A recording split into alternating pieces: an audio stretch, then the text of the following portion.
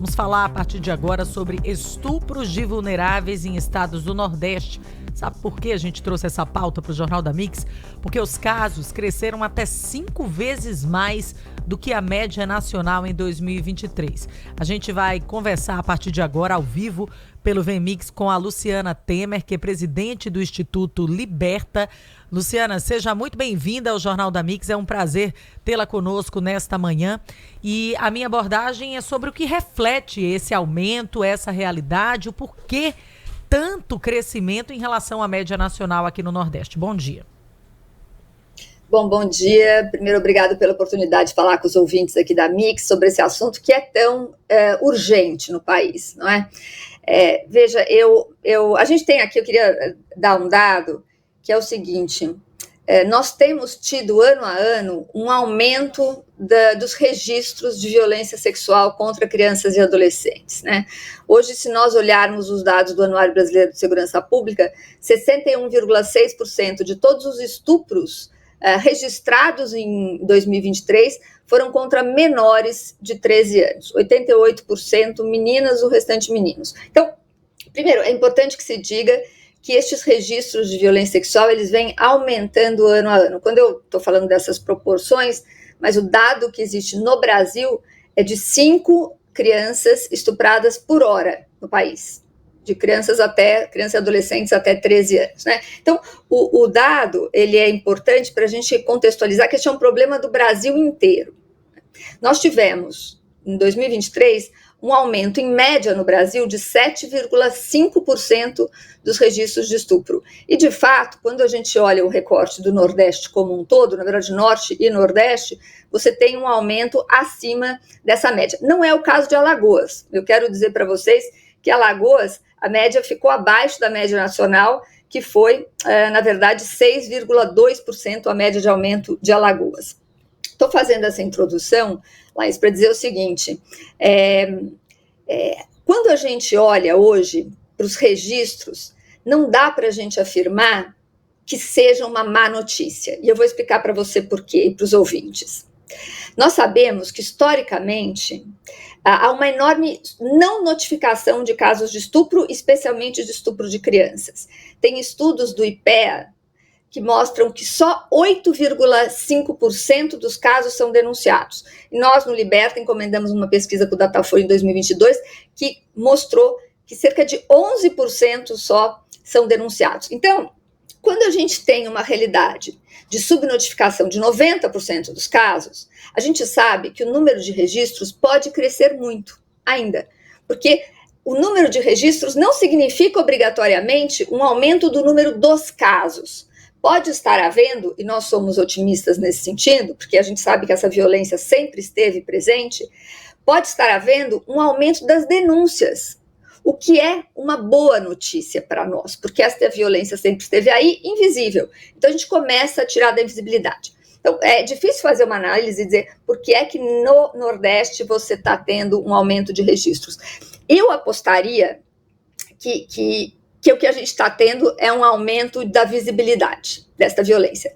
E essa é a boa notícia.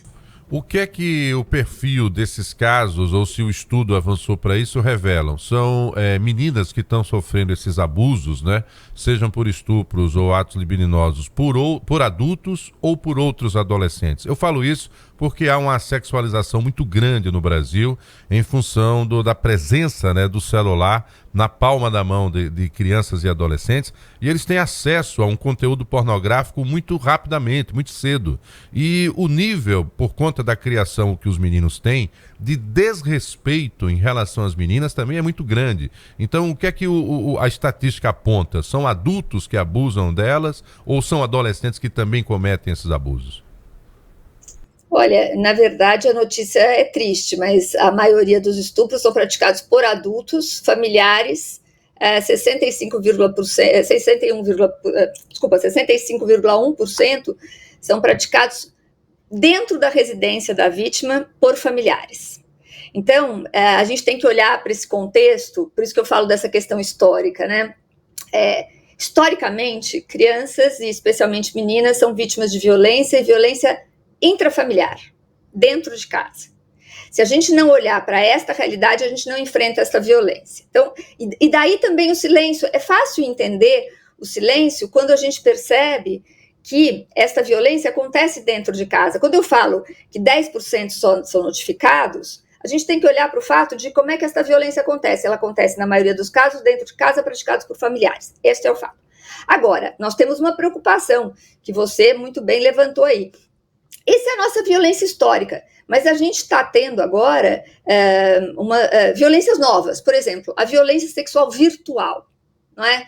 É uma nova modalidade de violência que tem crescido e crescido sobremaneira depois da pandemia, quando as crianças e adolescentes ficaram mais tempo conectadas, né, com o celular. Você teve um aumento do caso de estupros de crianças por adolescentes? Também é verdade. Você teve um aumento. Em razão do quê? Do acesso à pornografia, a ver coisas que não compreende o que são, não é? E nós, adultos, não estamos traduzindo para esses jovens, porque há um mito de que ninguém pode falar sobre educação sexual, sobre sexualidade. Então, nós não falamos adultos, mas a gente permite que eles acessem esses materiais no celular e tentem reproduzir, às vezes com uma irmã de 5, 6 anos de idade. Esta é uma realidade também. Então, as coisas não são excludentes.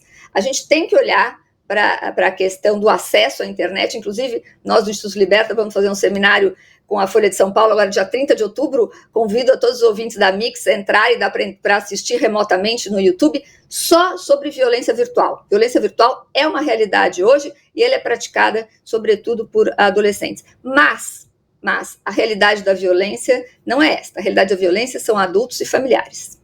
Tá, você que chega agora no Jornal da Mix, estamos conversando com a Luciana Temer, presidente do Instituto Liberta, falando de um problema gravíssimo, que são os estupros de vulneráveis. Um problema que reflete uma realidade em todo o Brasil e que teve um aumento da visibilidade de registro de casos no Nordeste. 61,6% de todos os estupros registrados no Brasil são com crianças e menores de 14 anos. Então, Luciana, aquele cenário, aquela visão que muita gente tem de que as mulheres são as principais vítimas de estupro, fogem aí desse contexto, são realmente as crianças e adolescentes de até 14 anos. Sim, e olha como é importante a gente entender isso, porque hoje, quando você fala de estupro, imediatamente na cabeça das pessoas vem a figura da mulher, inclusive da mulher que saiu à noite, que está na rua mal iluminada, ou que está no bar, não é? Se a gente olhar as políticas públicas de enfrentamento ao estupro, o que você verifica muito? Você verifica que há uma preocupação em iluminar os espaços, o que está corretíssimo, é importantíssimo, porque mulheres são estupradas em ruas mais escuras mesmo.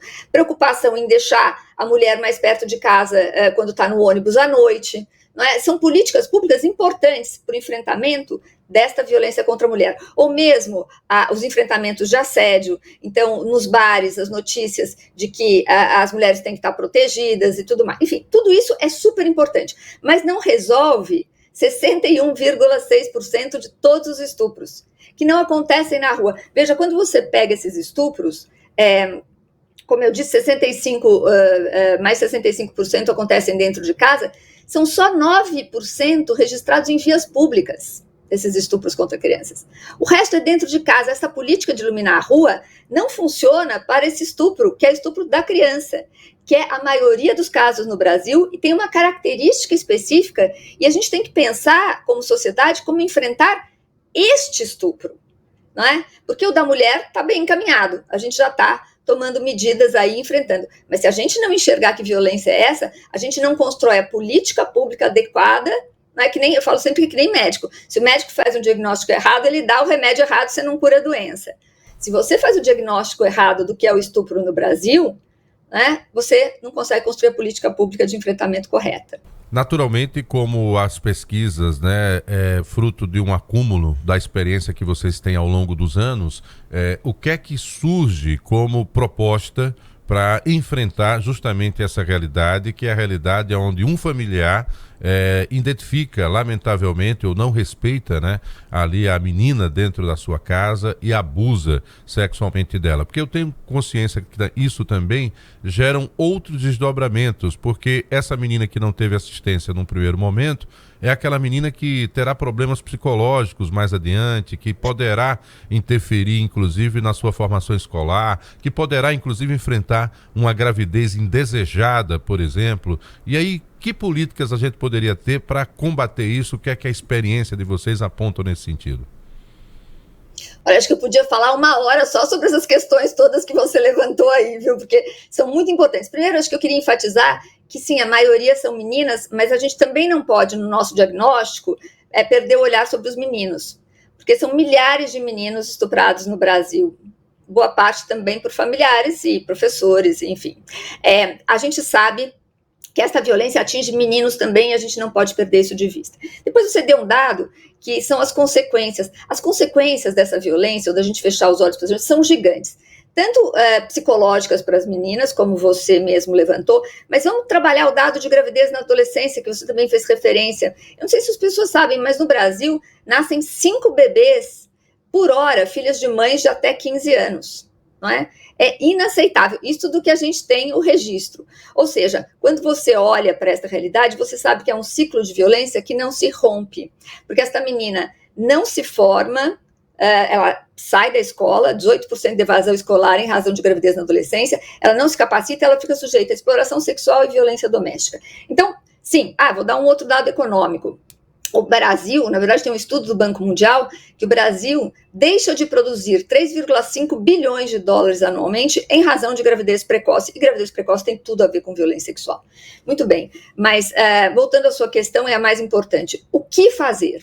Não tem bala de prata, né, gente? Assim, problemas complexos não tem uma única solução, é um conjunto de soluções. Então, o Liberta tem insistido que a primeira questão mesmo é fazer o Brasil falar sobre essa violência, entender corretamente como essa violência se dá, por isso nós somos um Instituto de Comunicação e Conscientização, mas a gente acredita demais na educação para prevenção. Tanto falar de prevenção a violências com crianças pequenas, como falar de sexualidade saudável e responsável com jovens, né? Infelizmente, no Brasil, criou-se este tabu da educação sexual, esse conceito completamente equivocado do que vem a ser uma educação sexual, mas os países como o Reino Unido, por exemplo, que há 20 anos adotam uma política de falar com crianças e adolescentes sobre prevenção à violência sexual e sexualidade saudável, em todas as escolas públicas e privadas do país, isto é lei, é obrigatório, você teve diminuição de gravidez na adolescência, diminuição de doença sexualmente transmissível e, escutem os ouvintes, as meninas e meninos começaram a ter relação sexual mais tarde e de forma mais consciente. Então, nós adultos assumirmos a responsabilidade desta fala é muito importante. Em relação às crianças, a gente precisa saber que muitos desses estupros, desses abusos acontecem a partir da ignorância da criança. Porque também, para entender o diagnóstico dessa violência, é preciso saber que nem sempre ela começa de forma violenta, mas ela começa muitas vezes de forma sedutora com a criança, que não está entendendo o que está acontecendo, que não sabe o que está acontecendo, e está acontecendo aquilo com uma pessoa de confiança que ela gosta dentro de casa. Então, é preciso que a gente informe crianças, não é? Sobre o que pode, o que não pode, o que é normal, o que não é normal numa relação, para que ela possa se defender, porque senão o que acontece? A criança fica submetida há anos a uma violência. Quando ela entende o que aconteceu, o que aparece? A culpa, a responsabilidade, porque eu deixei, não é? Nenhuma criança deixa uma violência sexual, ela simplesmente não sabe o que está acontecendo. É isso. Luciana, a gente passaria realmente horas falando sobre o assunto, sem dúvida. Agradecer a você pela disponibilidade em conversar com a gente sobre um tema tão relevante. Esperamos contar com a sua participação numa outra oportunidade aqui também. Muito obrigada.